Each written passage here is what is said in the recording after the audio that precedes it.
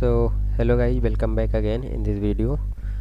So इस video में हम क्रिस्टल स्ट्रक्चर से रिलेटेड जो भी बेसिक्स कॉन्सेप्ट्स होते हैं और उनसे रिलेटेड जो भी फंडामेंटल टर्मिनोलॉजी वगैरह होती हैं उन सब चीज़ों के बारे में इस वीडियो में पढ़ेंगे, है ना। बेसिकली क्रिस्टल स्ट्रक्चर से रिलेटेड जितने भी टर्मिनोलॉजी जो होती हैं और क्रिस्टल स्ट्रक्चर को कैसे करेक्टराइज किया जाता है उसे को, है ना, तो वो सब चीज़ें इसमें हम देखेंगे इस वीडियो में। So before we proceed further हमें ये पता होना चाहिए कि हमें क्रिस्टलाइन सॉलिड के स्ट्रक्चर की स्टडी क्यों करनी चाहिए। Why we should study the structure of the crystalline solid. तो अगर हम ये बात करें तो there are basically two reason. So one of that reason is the properties of the material are directly related to their crystal structure. तो किसी भी मटेरियल की, जैसा कि हमने लास्ट वीडियो में पढ़ा था कि क्रिस्टल स्ट्रक्चर से उसकी, और पहले के भी वीडियो में हमने पढ़ा था कि किसी भी मटेरियल की जो क्रिस्टल स्ट्रक्चर है उससे उसकी प्रॉपर्टीज बहुत मतलब डायरेक्टली ही रिलेटेड होती है ना।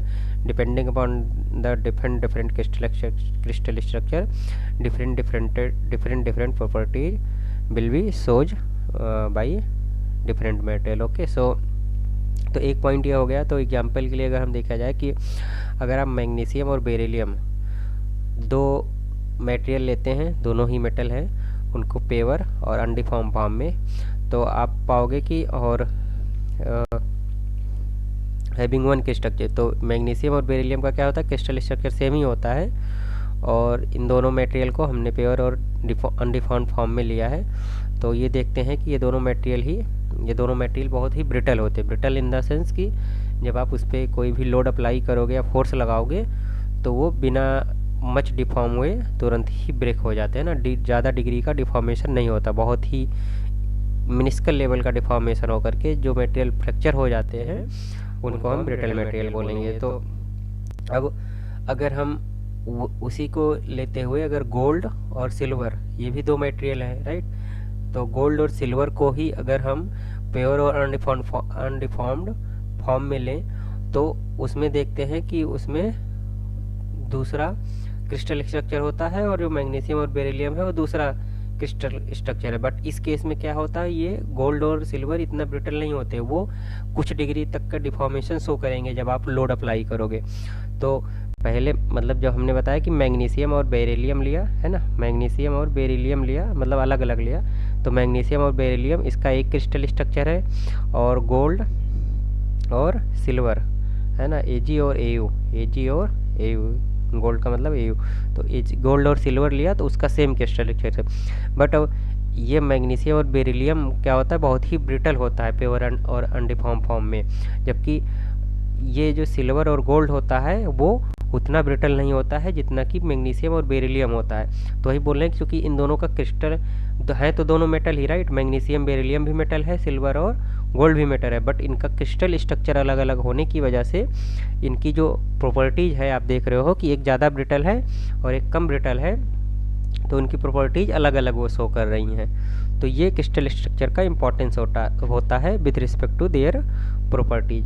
फिर दूसरा केस अगर आप देखोगे तो इसमें ये बता रहा है कि significant property difference exist between the crystalline and non crystalline material having the same composition। अगर हम एक ही मटेरियल लें, उसका नॉन क्रिस्टलाइन और क्रिस्टलाइन फॉर्म को अगर लेते हैं तो उनके ही सेम मटेरियल के प्रॉपर्टीज में भी डिफरेंसेज को हम ऑब्जर्व करते हैं। तो यहाँ पे अगर हम जैसे बोल रहा है कि कुछ सिरामिक और पॉलीमर अगर लिया, तो सिरामिक एंड पॉलीमर में क्रिस्टलाइन भी होते हैं और नॉन क्रिस्टलाइन भी होते हैं, राइट। है तो मटेरियल का टाइप सेम ही है, मतलब सेम ही मटेरियल के टाइप है सिरामिक और पॉलीमर। तो हमने ऊपर भी पढ़ा था कि कुछ सिरामिक और पॉलीमर क्रिस्टलाइन भी होते हैं। तो अगर हम सिरामिक और पॉलीमर अगर नॉन क्रिस्टलाइन फॉर्म में अगर उनको लेते हो तो वो ऑप्टिकली क्या होते हैं, ट्रांसपेरेंट होते हैं।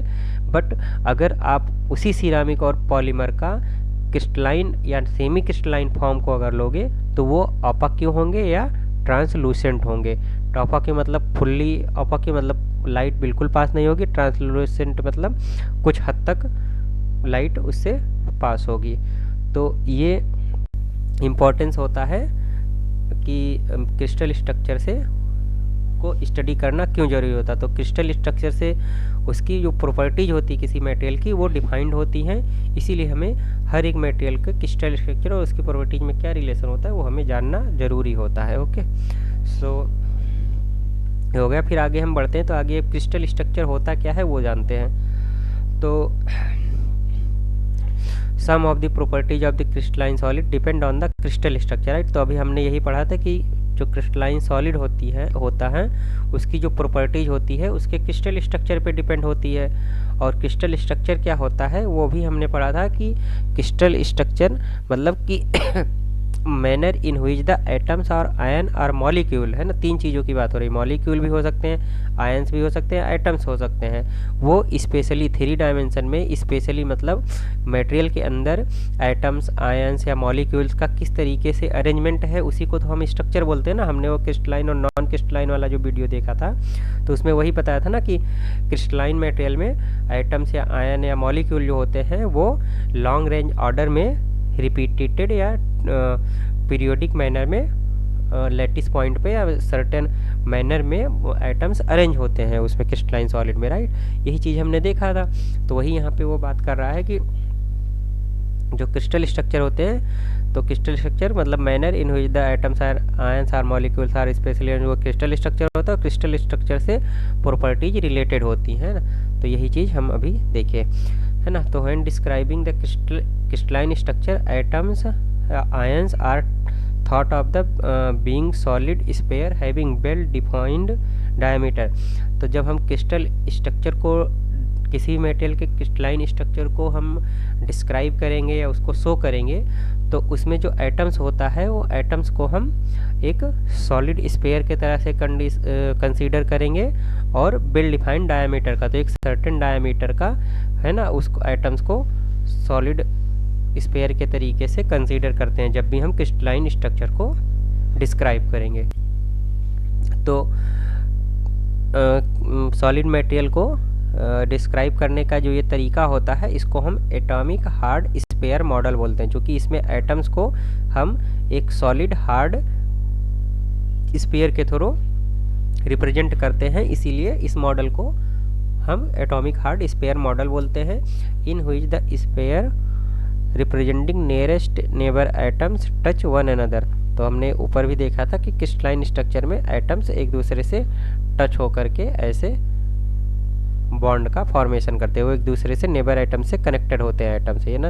ये सर्कुलर होगा but I am not able to draw this perfectly circle, so you just imagine it as a circle, है ना। अभी हम नीचे फिगर्स में देखेंगे तो थोड़ा मतलब ज़्यादा क्लियर होगा। सो अब अगर हम किसी भी क्रिस्टलाइन सॉलिड के क्रिस्टल स्ट्रक्चर की बात करें तो उसको कैरेक्टराइज करने के लिए हम 3D, और ये 3D स्ट्रक्चर होता है ना, मटेरियल तो 3D होता है, वो तो हमने देखा भी था कि 3D में वो मतलब ऐसे भी रहेगा एटम्स का अरेंजमेंट और वो जाके ऐसे 3D में भी ऐसे अरेंजमेंट होता है ना। तो वो 3D ही स्ट्रक्चर का फॉर्मेशन होता है क्रिस्टल स्ट्रक्चर में। तो क्रिस्टल स्ट्रक्चर को कैरेक्टराइज करने के लिए 3 चीज़ें की ज़रूरत होती है। सबसे पहले एक लैटिस होता है, फिर लैटिस का पॉइंट होता है और यूनिट सेल। ये 3 चीज़ों के बारे में हम पढ़ते हैं। तो इसी से किसी भी क्रिस्टल स्ट्रक्चर के को कैरेक्टराइज किया जाता है या उसको डिस्क्राइब किया जाता है। तो लैटिस क्या होता है? Sometimes the term lattice is used in the context of the crystal structure in this sense lattice means A 3 dimensional array of the point. तो लैटिस का मतलब क्या होता है कि 3 dimensional array of the points, ये पॉइंट्स का array होता है, राइट। जैसे 3 डायमेंशन में मान लो ये हमने 4 पॉइंट बनाया, राइट, ऐसे बनाया। अभी तो ये 2D दिख रहा है, राइट। अब 3D में मतलब इधर को आप भी एक्सपेंड कर दो ऐसे 4 है ना, ऐसे फिर ऐसे ऐसे, है ना। तो ये 3 डायमेंशनल एरे ऑफ दी जो पॉइंट्स है इसको हम लैटिस बोलते हैं, coinciding with the atom position या स्फीयर सेंटर। तो जैसा अभी हमने ये मॉडल हमने बताया ना कि इसमें एटम्स को हम एक सॉलिड स्फीयर से, क्या कहते हैं, सॉलिड स्फीयर से एटम्स को रिप्रेजेंट करेंगे। तो ये जो पॉइंट्स होते हैं, ये पॉइंट जो होते हैं एटम्स की पोजीशन में या जो स्फीयर मानते हैं एटम्स के, तो स्फीयर के एटम्स का जो मतलब एटम्स का जो स्फीयर होगा ना, एटम्स को हम स्फीयर की तरह रिप्रेजेंट कर रहे हैं। तो स्फीयर का जो सेंटर होगा और ये जो भी पॉइंट्स हम यहाँ पे बता रहे हैं तो उसका वो पॉइंट उस स्पेयर के सेंटर से कॉन्साइड होगा, वही यहाँ पे बता रहा है ना। Array of the points coinciding with the atoms position है स्पेयर सेंटर। तो एटम्स की पोजीशन, एटम्स भी इसी सारे पॉइंट्स पे ही लाई करेगा, है ना। एक सर्टेन डायमीटर भी होगा और एटम्स का जो सेंटर होगा वो इन पॉइंट्स को कॉन्साइड करेगा, वही यहाँ पे बता रहा है। तो लैटिस को हम कैसे आइडेंटिफाई करते हैं, तो उसको आइडेंटिफाई करने के लिए ये NPTEL IIT मद्रास का जो है उसके वीडियो लेक्चर में हमने देखा, तो वहाँ पे एक अच्छा रिप्रेजेंटेशन मिला था। तो लैटिस को हम कैसे क्या बोलते हैं आइडेंटिफाई करेंगे वो देखते हैं। तो एक आर्बिट्री रेफरेंस पॉइंट हमें क्या कहते हैं चूज करना होता है। Mark the point identical to the reference point in the pattern. तो एक पहले रेफरेंस पॉइंट कोई ले लो, तो मान लो ये एक रेफरेंस पॉइंट ले लिया। अब इसके आइडेंटिकल पूरे स्ट्रक्चर में जितने भी पॉइंट होंगे, है ना, इसके आइडेंटिकल वो पॉइंट को आप मार्क कर लो। तो इन सारे आइडेंटिकल पॉइंट का जो सेट होता है उसी को हम लैटिस बोलते हैं ना। तो set of the identical points are the lattice. तो यहाँ पे वही बताया है कि सेट ऑफ द आइडेंटिकल, तो हमें सबसे पहले एक रेफरेंस पॉइंट लेना है और उस पॉइंट के आइडेंटिकल जितने भी पॉइंट होते हैं उनको मार्क करना है। तो इन सारे पॉइंट का अगर सेट बना लिया जाए तो इसी को हम लैटिस बोलते हैं। तो इसमें देखो जैसे यहाँ पे ये लिया है, तो इस ब्रिक्स में आप देखोगे अलग अलग साइज के वो हैं। तो इस छोटे वाले ब्रिक्स को ऊपर एक बड़ा सा ब्रिक्स कंसीडर कर रहा है और इसके लेफ्ट और राइट में बड़े बड़े रेक्टेंगल हैं, और नीचे वाले जो साइड है उस पे एक दो ऐसे जंक्शन आ रहे हैं। तो जितने भी आप पॉइंट लोगे उसमें भी वही आना चाहिए। ये वाला मान लो पॉइंट लिया, तो इसमें भी देखो एक लॉन्ग वाला दोनों left hand side right hand side हुआ। नीचे के साइड में दोनों उसके सेंटर में आके दो कॉन्साइड होने चाहिए बड़े बड़े, और ऊपर जो है वो एक बड़े रेक्टेंगल के मिडिल में होना चाहिए। तो यहाँ पे एक बड़े रेक्टेंगल के मिडिल में। तो ऐसे ये सारे जितने भी पॉइंट्स यहाँ पे जितने भी ये ब्रिक्स दिखाए गए हैं, ये सारे ब्रिक्स लैटिस पॉइंट है। ओके, तो इन पॉइंट का जो सेट होता है इसी को हम लैटिस बोलते हैं। ये सारे आइडेंटिकल पॉइंट्स होते हैं स्ट्रक्चर में। तो ये लैटिस के बारे में हमने समझा। फिर यूनिट सेल क्या होता है वो समझते हैं। तो क्रिस्टल स्ट्रक्चर को डिस्क्राइब करने के लिए यूनिट सेल का यूज होता है। It is often convenient to subdivide the structure into small repeat unities. तो जो एंटिटीज जैसे पूरा का पूरा क्रिस्टल स्ट्रक्चर हमने देखा कि वो लॉन्ग रेंज ऑर्डर होता है, जिसमें मतलब एटम्स एक सिस्टमेटिक ढंग से अरेंज होते हैं, है ना, पूरा 3 डायमेंशनल स्पेस में। वही क्रिस्टल स्ट्रक्चर में तो यही होता है, यही हमने पढ़ा था, राइट। तो पूरे के पूरे स्ट्रक्चर को डिस्क्राइब करने के लिए छोटी छोटी स्मॉल रिपीटेड एंटिटी जो होती हैं उसको हम यूनिट सेल बोलते हैं, है ना। चूँकि हम बड़ी बड़ी चीज़ बड़े बड़े पूरा का पूरा मटेरियल तो बहुत मतलब जो स्ट्रक्चर क्रिस्टल स्ट्रक्चर होता है या सिंगल क्रिस्टल की अगर बात करें तो काफ़ी बड़े साइज का होता है। तो उसको उससे मतलब रिप्रेजेंटेशन में काफ़ी दिक्कत होगी, उसको उसके थ्रू मतलब बड़े स्केल पे डिस्क्राइब नहीं कर सकते। तो छोटे छोटे जो क्रिस्टल स्ट्रक्चर को अच्छे से डिस्क्राइब करने के लिए उनको हम छोटे छोटे स्मॉल रिपीट एंटिटीज में डिवाइड कर देते हैं। तो ये जो स्मॉल रिपीट एंटिटीज जिसको कि हम यूनिट सेल बोलते हैं, यही यूनिट सेल 3 डायमेंशन में रिपीट होती रहेंगी, राइट। तो ये जो 3 डायमेंशनल स्पेस की हम बात कर रहे हैं यहाँ पे, है ना, ये 3 डायमेंशनल स्पेस की बात कर रहे हैं, तो इसमें ऐसे ये यूनिट सेल्स मतलब रिपीट होती रहेंगी, है ना। तो इसी रिपीटेड यूनिट सेल मतलब स्मॉल एंटिटीज को हम यूनिट सेल बोलते हैं, जिससे कि हम क्रिस्टल स्ट्रक्चर को डिस्क्राइब करते हैं। तो unit cell for most crystal structure are parallelepiped or prism. तो जो यूनिट सेल होता है वो मतलब most of the crystal structure के लिए ये तो पैरेललोपिड से होते हैं या प्रिज्म होते हैं, having 3 sets of the parallel faces, 3 set of parallel faces होते हैं। तो हमने यहाँ पे अभी बताया कि जैसे कि क्रिस्टल स्ट्रक्चर में यूनिट सेल होता है, यूनिट सेल जो होता है वो पैरेललोपिड्स या प्रिज्म होते हैं, जिसमें कि 3 सेट ऑफ पैरेलल फेसेज होते हैं, ना, 3 सेट ऑफ पैरेलल फेसेज होते हैं। ये कंडीशन होता है 1 is drawn within the aggregate of the sphere. तो जैसे एग्रीगेट ऑफ द स्पेयर का मतलब एटम्स ऐसे ही अरेंज होंगे ना क्रिस्टल लैटिस में, ऐसे 3 डायमेंशन में मतलब पूरा ऐसे होंगे। तो ये एटम्स का जो एग्रीगेट है ढेर में, इसमें हम 3 पैरेलल फेसेज के थ्रू जो पैरेललोपिप्ड ड्रॉ करेंगे वही यूनिट सेल होता है। तो पैरेललोपिप्ड वगैरह को और अच्छे से समझने के लिए हम थोड़ा इसमें नीचे एक बार इसको समझ लेते हैं कि पैरेललोपिप्ड से क्या होता है, राइट। तो जैसे पैरेललोपिप्ड क्या होता है, ए 3D figure with 6 parallelogram face. तो पैरेललोपिप्ड में 6 पैरेललोग्राम फेसेज होते हैं, 3 डायमेंशनल फिगर होता है। तो इसमें 6 फेस होते हैं, 12 एज होते हैं, 8 वर्टिक्सेज होते हैं। तो क्यूब, क्यूबॉयड या बॉक्स लाइक शेप हो गया, और where side doesn't necessarily have to be rectangular. Side को रेक्टेंगुलर होना नेसेसरी नहीं है, ये भी एक कंडीशन होती है, राइट, पैरेललोपिप्ड में। तो इसमें 3 सेट ऑफ पैरेलल फेस हो जाए। जैसे ये पैरेललोपिप्ड है तो इसमें ये वाला फेस और ये वाला फेस, राइट, ये एक दूसरे के पैरेलल। तो एक सेट ये फेस हो गया, दूसरा ये वाला फेस और ये वाला फेस जो है, मतलब जहाँ से ये वाला और इधर से ये वाला, ये दोनों भी एक दूसरे के पैरेलल है। तो एक सेट ऑफ फेस ये हो गया, तीसरा ये फेस और बॉटम वाला जो फेस है, टॉप और बॉटम, तो ये भी एक सेट हो गया। तो 3 सेट ऑफ पैरेलल फेसेस से पैरेललोपिप्ड का फॉर्मेशन होता है, राइट। और 6 पैरेललोग्राम फेस होते हैं इसमें, और वो रेक्टेंगल हो, ऐसा नेसेसरी रेक्टेंगल हो भी सकता है, नहीं भी हो सकता, राइट। कि in the case of the cube या क्यूबॉइड ये रेक्टेंगल हो भी सकते हैं, बट बॉक्स लाइक शेप अगर जैसे पढ़ेंगे तो बॉक्स लाइक शेप में वो रेक्टेंगल नहीं होंगे। ओके, तो ये पैरेललोपिप्ड की डेफिनेशन हो गई। फिर हम पीछे चलते हैं। तो पीछे में तो ये यूनिट सेल क्या होता है, अब यूनिट सेल जो होते हैं पैरेललोपिप्ड या प्रिज्म होते हैं, जिसमें 3 सेट ऑफ पैरेलल फेसेज होते हैं, ये हमने समझ लिया है ना। और ये एटम्स के एग्रीगेट के बीच में ड्रॉ होता है, राइट। और जनरली ये क्यूब ही होता है, मतलब बट और भी शेप हो सकते हैं, बट क्यूब, क्यूबॉइड कुछ भी हो सकता है, बट क्यूब 3.1c में जो फिगर दिया है वहाँ पे क्यूब होता है। Unit cell is the basic structural unit और building block of the crystal structure. तो हमने पहले भी पढ़ा था कि ये क्रिस्टल स्ट्रक्चर का बिल्डिंग ब्लॉक्स होता है या बेसिक स्ट्रक्चरल यूनिट होता है, क्योंकि यही यूनिट बार बार रिपीट होकर के 3 डायमेंशन में क्रिस्टल स्ट्रक्चर का स्केलेटन जो होती है वो फॉर्म करती है, इसीलिए इसको बेसिक स्ट्रक्चरल यूनिट भी बोलते हैं। ओके, और जो यूनिट सेल होती है ये डिफाइन करता है, define the crystal structure by virtue of its geometry and atom position with in it. तो यूनिट सेल में एटम्स की जो पोजीशन होती है और इसकी ज्योमेट्री की वजह से ये क्रिस्टल स्ट्रक्चर को डिफाइन करती है, वो आगे भी और अच्छे से हम समझेंगे। More than a single unit cell may have chosen for particular crystal structure. तो एक पर्टिकुलर क्रिस्टल स्ट्रक्चर के लिए एक से ज़्यादा भी यूनिट सेल की पॉसिबिलिटी है, राइट।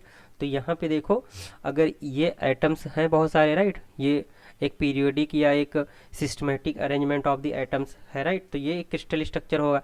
अब इसमें देखोगे कि अब यहाँ पे अगर 4 एटम्स को मिला लिए तो क्यूब बन गया, तो एक यूनिट सेल हो गया, दूसरा ऐसे बनाया तो ये दूसरा यूनिट सेल हो गया, तीसरा ये रेक्टेंगुलर फॉर्म में भी यूनिट सेल हो गया। तो वही वहाँ पे बोल रहा है कि more than a single unit cell, right, जरूरी नहीं कि वो क्यूब ही हो, क्यूब के अलावा भी अदर टाइप्स के यूनिट सेल पॉसिबल हैं for a particular crystal structure. Okay, so अब यूनिट सेल को बाद में 2 चीज़ों में डिवाइड किया गया कि प्रिमिटिव यूनिट सेल और non primitive unit cell, right. तो प्रिमिटिव यूनिट सेल क्या होता है, only 1 lattice point per unit cell. तो ऐसा यूनिट सेल जिसमें कि पर यूनिट सेल एक ही लैटिस पॉइंट होगा उसको हम प्रिमिटिव बोलेंगे, और नॉन प्रिमिटिव यूनिट सेल में एक से ज़्यादा लैटिस पॉइंट होंगे पर यूनिट सेल। तो उसका क्या मतलब हुआ कि जैसे कि अब इसमें देखोगे तो प्रिमिटिव की बात करेंगे तो जैसे यहाँ पे हुआ, तो इस केस में 1/4 atom, 1/4 atom, 1/4 atom, 1/4 atom, right. तो 4 एटम्स का 1/4 आया है, तो पर यूनिट सेल अगर देखोगे तो 1 एटम्स आएगा, राइट, 1 पॉइंट आएगा। यहाँ पे आप देखोगे तो यहाँ भी क्या कहते हैं, सब मिला के 1 पर यूनिट सेल क्या कहते हैं, एक ही पॉइंट आएगा, बट यहाँ पे इसका हाफ आ जाएगा। तो ये 4 से तो 1/4 मतलब 1 ही आ गया, ये चारों पॉइंट से इससे तो इससे तो 1 आ गया जैसे इस कैलकुलेशन किया, और यहाँ पे आधा आइटम से यहाँ पे भी आधा आइटम आ रहा है, तो 2 × 1/2, तो 1 + 1, तो यहाँ पे 2 आ रहा है। तो ये नॉन प्रिमिटिव हुआ और ये प्रिमिटिव हुआ, राइट। तो अगर पर यूनिट सेल एक ही पॉइंट है तो उसको हम प्रिमिटिव यूनिट सेल बोलेंगे, और पर यूनिट सेल अगर एक से ज़्यादा पॉइंट है तो हम उसको नॉन प्रिमिटिव बोलेंगे। तो सारे पैरेललोग्राम्स जो होते हैं वो वैलिड यूनिट सेल होते हैं, राइट। तो जितने भी पैरेललोग्राम के टाइप होते हैं, B it rhombus, rectangle, cube, cuboid, है ना, ये सारे जितने भी पैरेललोग्राम होते हैं सब रेक्टेंगुलर मतलब वैलिड यूनिट सेल होते हैं। ओके, सो ये हो गया। फिर square is the smallest with most symmetry. तो स्क्वायर जो होता है, ये जैसे यहाँ पे स्क्वायर की बात कर रहे हैं ना, तो स्क्वायर जो होता है वो सबसे स्मॉलेस्ट और सबसे ज़्यादा सिमेट्री वाला यूनिट सेल होता है। सो टू डायमेंशनल में क्या कहते हैं, any parallelogram whose vertices are the lattice point. तो 2D में जो यूनिट सेल होता है वो पैरेललोग्राम के थ्रू, अच्छा यहाँ पे मैंने पैरेललोग्राम की शायद डेफिनेशन गलत बता दी। तो पैरेललोग्राम मतलब क्यूबॉइड, तो ये तो सब पैरेललोपिप्ड हो जाएंगे। पैरेललोग्राम मतलब जिसमें दो अपोजिट साइड पैरेलल होंगी, राइट।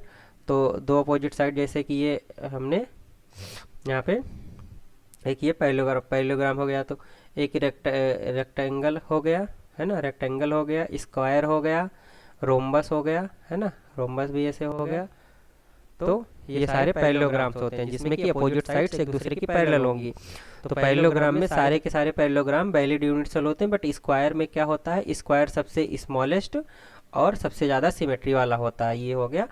तो जब भी यूनिट सेल को अगर 2D में हम रिप्रेजेंट करेंगे तो हम पैरेललोग्राम के थ्रू करेंगे, और सारे पैरेललोग्राम के जो वर्टिसेज होंगे वो लैटिस के पॉइंट होंगे। जैसे ये पैरेललोग्राम हो गया तो इसके सारे वर्टिसेज जो होंगे पैरेललोग्राम ये लैटिस पॉइंट पे रहेंगे।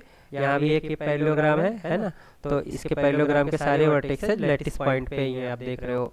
और जब 3 डायमेंशन में क्रिस्टल स्ट्रक्चर को रिप्रेजेंट करते हैं तो वो पैरेललोपिप्ड के थ्रू होता है, whose vertices are also the lattice point only. जैसे क्यूब हो गया, तो जब क्यूब ये ड्रॉ करेंगे, है ना, 3 डायमेंशन में, तो ये 3 डायमेंशन में हमने क्यूब ड्रॉ किया, तो यहाँ पे जो इसके वर्टेक्सेज हैं ये सारे पॉइंट्स जो होंगे ये लैटिस पॉइंट के कॉन्साइड करेंगे। ओके, तो ये हो गया। Infinite number of the unit cell are possible for a particular crystal structure. तो ये भी एक फैक्ट हो गया, है ना। तो infinite number of unit cell is also possible.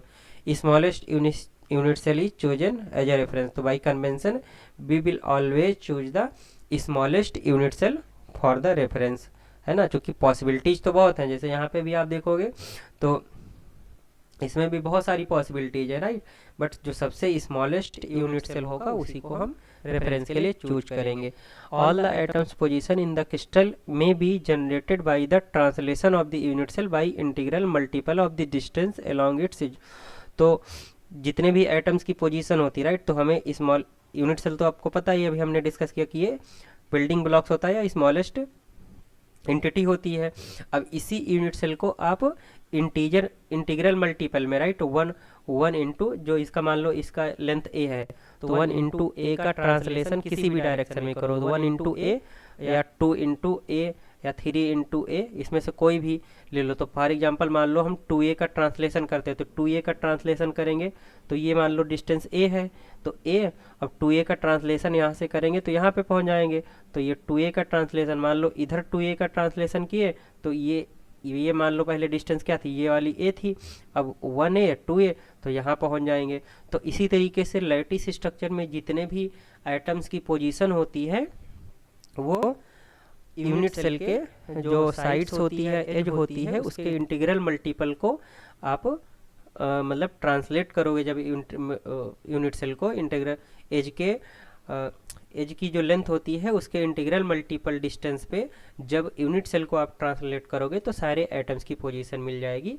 That's what this statement is saying. Okay, so ये हो गया पॉइंट, हमने समझ लिया। तो पैरेललोपिप्ड्स वगैरह क्या होते हैं ये भी हमने समझ ही लिया है ना, जब ऊपर वो समझ रहे थे। फिर अभी हम यहाँ पे हमारे पास 2 चीज़ें आ गई, एक हो गया क्रिस्टल और एक हो गया लैटिस। ये दोनों चीज़ें जो डिस्कस करें तो इन दोनों में क्या डिफरेंस होता है वो जानना बेहद ज़रूरी हो जाता है। तो क्रिस्टल में क्या होता है, एक translationally periodic arrangement of the point in a 3D, है ना। तो अच्छा, ये मैंने शायद उल्टा लिख दिया है, यहाँ पे पॉइंट्स आ जाएगा लैटिस में और एटम्स जो है क्रिस्टल में आ जाएगा, ये मैंने गलत कर दिया यहाँ पे। तो ट्रांसलेशनली पीरियोडिक अरेंजमेंट ऑफ दी जो पॉइंट्स होता है उसको हम लैटिस बोलेंगे, और एटम्स का जो पीरियोडिक अरेंजमेंट होता है वो क्रिस्टल होता है। तो क्रिस्टल में एटम्स का पीरियोडिक अरेंजमेंट होता है, लैटिस में पॉइंट का अरेंजमेंट होता है ना, ये चीज़ आप याद रखना। लैटिस हमेशा पॉइंट का 3D में पीरियोडिक अरेंजमेंट होता है, और क्रिस्टल जो होता है एटम्स का 3D में पीरियोडिक अरेंजमेंट होता है। तो क्रिस्टल हमें ये बताता है कि क्या चीज़ रिपीट करना है, और लैटिस हमें ये बताता है कि कैसे रिपीट करना है। तो लैटिस बताता है हाउ टू रिपीट, और क्रिस्टल बताता है कि क्या रिपीट करना है। तो जैसे यहाँ पे एग्जाम्पल देखोगे तो अभी एक चीज़ और ये समझ लेते हैं। तो बेसिस या मोटिव क्या होता है? एटम्स या group of atoms associated with each lattice point.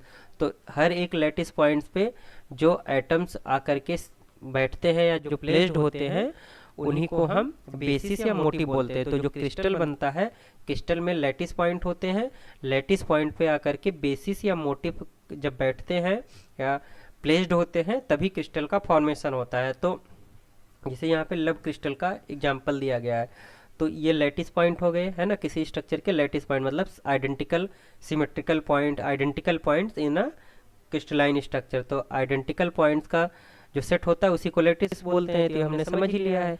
तो लैटिस में जब सारे पॉइंट्स पे जाके हर्ट बैठ जाएगा, सब जगह पे हर्ट जाके बैठ जाएगा, तो इस तरीके से लव क्रिस्टल का फॉर्मेशन बनेगा, राइट। तो जो ये लव वाला सिंबल है इसको मोटिव बोलेंगे, या जो हर्ट वाला जो सिंबल है इसको मोटिव बोलेंगे या बेसिस बोलेंगे, राइट। दिस इज मोटिव और ये बेसिस है। तो लैटिस और बेसिस या मोटिव को मिला करके क्या कहते हैं, क्रिस्टल का फॉर्मेशन होता है। तो हमने 3 डायमेंशनल स्ट्रक्चर में, आप क्रिस्टल स्ट्रक्चर में देखोगे तो बहुत सारे set of the identical point का जो सेट होता है, उस पॉइंट्स पे आकर के जब एटम्स बन जाते हैं तो एटम्स का क्रिस्टल स्ट्रक्चर बनता है, राइट। तो यही चीज़ अभी हमने समझा। तो क्रिस्टल स्ट्रक्चर बनने के लिए लैटिस ज़रूरत है और बेसिस या मोटिव। तो अपने केस में जो मटेरियल होता है वहाँ पे बेसिस या मोटिव जो होता है वो एटम्स हो जाता है, और लैटिस तो लैटिस पॉइंट होता ही है, जैसा कि हमने बताया है, राइट। तो उस केस में अगर एटम्स वहाँ पे प्लेस हो गए तो वो एटॉमिक क्रिस्टल स्ट्रक्चर हो गया, ओके। फिर क्रिस्टल स्ट्रक्चर की सिमेट्री के बारे में हम समझ लेते हैं। फिर तो क्रिस्टल स्ट्रक्चर की सिमेट्री की बात अगर करें तो वहाँ पे 2 टाइप की सिमेट्री की बात होती है। एक होता है रोटेशनल सिमेट्री, एक होती है ट्रांसलेशनल सिमेट्री, ओके। तो मटेरियल जिसमें रोटेशनल सिमेट्री और ट्रांसलेशनल सिमेट्री दोनों सिमेट्री होती है, ये क्या होती है वो समझ लेते हैं। तो वो मटेरियल क्रिस्टलाइन होते हैं जिसमें ना तो रोटेशनल सिमेट्री होगी और ना ही ट्रांसलेशनल सिमेट्री होगी, वो एमार्फस होंगे। और अगर उसमें केवल रोटेशनल सिमेट्री होगी और ट्रांसलेशनल सिमेट्री नहीं होगी तो उसको क्वासी क्रिस्टल बोलते हैं। तो सिमेट्री के बेसिस पे ही ये यहाँ पे भी मटेरियल का क्लासिफिकेशन दिखाया गया है, राइट। तो जिस मटेरियल में रोटेशनल और ट्रांसलेशनल दोनों सिमेट्री होगी, है ना, तो यूनिट सेल की अगर देखें तो उसको वो क्रिस्टल स्ट्रक्चर बनाएंगे। और अगर रोटेशनल और ट्रांसलेशनल दोनों सिमेट्री नहीं है तो एमार्फस मटेरियल में दोनों सिमेट्री नहीं होती है, और क्रिस्टलाइन स्ट्रक्चर में दोनों सिमेट्री होती है, राइट। और क्वासी क्रिस्टल जो मटेरियल होते हैं उसमें रोटेशनल सिमेट्री तो होती है बट ट्रांसलेशनल सिमेट्री नहीं होती है, राइट। तो जैसे क्यूब अभी हमने देखा था कि इसको यूनिट सेल से, मतलब यूनिट सेल को क्यूब के थ्रू रिप्रेजेंट करते हैं। तो क्यूब की अगर सिमेट्री की बात करें तो क्यूब में रोटेशनल सिमेट्री और ट्रांसलेशनल सिमेट्री दोनों चीज़ें होती हैं, ओके। सो ये हो गया कि क्रिस्टल और नॉन क्रिस्टलाइन या एमार्फस या क्वासी क्रिस्टल मटेरियल में कौन कौन सी सिमेट्री होती हैं वो हमने यहाँ पे देख लिया। तो अगर रोटेशनल सिमेट्री की बात करें क्यूब के केस में, तो क्यूब में रोटेशनल सिमेट्री की 4 फोल्ड सिमेट्री होती है। 4 fold symmetry in the sense कि यहाँ पे देखो 4 साइड को 4 अलग अलग कलर से दिखाया गया, राइट। तो अब इसमें अगर 90 डिग्री करेंगे, 90 डिग्री ऐसे रोटेशन किया तो ये वाला आर्म ऊपर आ गया, राइट। फिर से 90 डिग्री किया तो ये वाला आर्म यहाँ पे आ गया, राइट, ये वाला पूरा यहाँ पे। फिर से 90 डिग्री इसको किया तो यहाँ पे आ गया, और फिर 90 डिग्री करेंगे तो ये साइड ऐसे आ जाएगी, जो कि यहाँ से ये मिल जाएगा। तो 4 बार इसको जब रोटेट करते हैं 90 डिग्री, तो मतलब वही 4 फोल्ड लिखा, राइट। तो उसका मतलब हो कि जब 4 बार इसको रोटेट करेंगे, 4 टाइम्स इसको रोटेट करेंगे, तो फिर से जो ओरिजिनल स्ट्रक्चर था वही हमें मिल जाएगा, ओरिजिनल जो कॉन्फ़िगरेशन था वही मिल जाएगा। तो ये इसमें 4 फोल्ड रोटेशनल सिमेट्री एग्जिस्ट करती। If we rotate by 45 degree, मान लो यहाँ पे हम 45 डिग्री ही रोटेट करते हैं, 90 डिग्री तो मतलब 90 डिग्री का मतलब ऐसे पूरा ये वाला आर्म वर्टिकल चला जाएगा, और अगर 90 डिग्री ने करके 45 करेंगे तो ये वाला आर्म यहाँ पे आ जाएगा, राइट। तो अगर 45 डिग्री अगर करते हैं तो we generate a new point, है ना।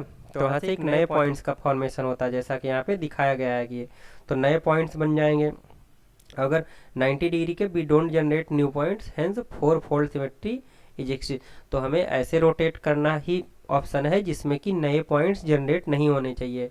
तो क्रिस्टलाइन स्ट्रक्चर के अंदर जैसा यहाँ पे भी देखोगे आप, है ना, यहाँ पे ऊपर जो हमारा एग्जांपल दिया गया था यहाँ पे, इसको अब अगर 90 डिग्री अगर रोटेट करते जाओगे तो ये जो वर्टिक्सेज हैं वो एटम्स के पॉइंट लेते रहेंगे, बट अगर उसके अलावा कोई और एंगल पे रोटेट करोगे तो नए point, set of the points generate हो जाएंगे, जो कि पॉसिबल नहीं है उस केस में। तो इसीलिए यहाँ पे वही बोल रहा है कि नए सेट ऑफ पॉइंट्स जनरेट नहीं होने चाहिए, न्यू पॉइंट्स जनरेट नहीं होने चाहिए, तभी वो सिमेट्रिसिटी एग्जिस्ट करेगी।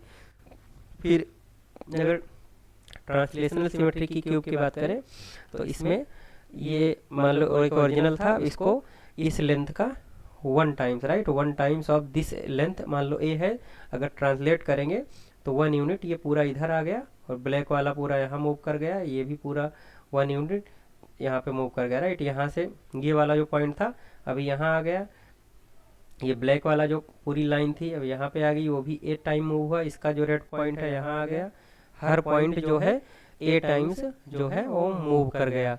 तो यहाँ पे ट्रांसलेशनल सिमेट्री एग्जिस्ट करती है। तो क्यूब के केस में रोटेशनल सिमेट्री और ट्रांसलेशनल सिमेट्री दोनों एग्जिस्ट करती है। तो जो भी क्रिस्टलाइन मटेरियल होते हैं उसमें दोनों टाइप की सिमेट्री होती है, ओके। वो 4 फोल्ड होगी, 6 फोल्ड होगी, वो बात की बात है, वो तो समझेंगे उसको, है ना, ओके। फिर आगे है क्रिस्टल स्ट्रक्चर के कितने टाइप्स होते हैं वो है, तो इसको हम नेक्स्ट वीडियो में कवर करेंगे, क्रिस्टल स्ट्रक्चर कितने टाइप्स के होते हैं। तो इस वीडियो में हमने क्रिस्टलाइन मटेरियल के जो क्रिस्टल स्ट्रक्चर क्या होता है उससे रिलेटेड जो भी फंडामेंटल या बेसिक चीज़ें होती है वो चीज़ें समझा, है ना, मोटिव क्या होता है, बेसिस क्या होता है, और क्रिस्टल स्ट्रक्चर का स्टडी करना हमें क्यों इम्पोर्टेंट होता है, ये सारी चीज़ें हमने इस वीडियो में देखा, है ना। तो नेक्स्ट वीडियो में हम types of the crystal structure के बारे में समझेंगे, ओके। ओके, सो इस वीडियो में इतना ही है, थैंक यू वेरी मच।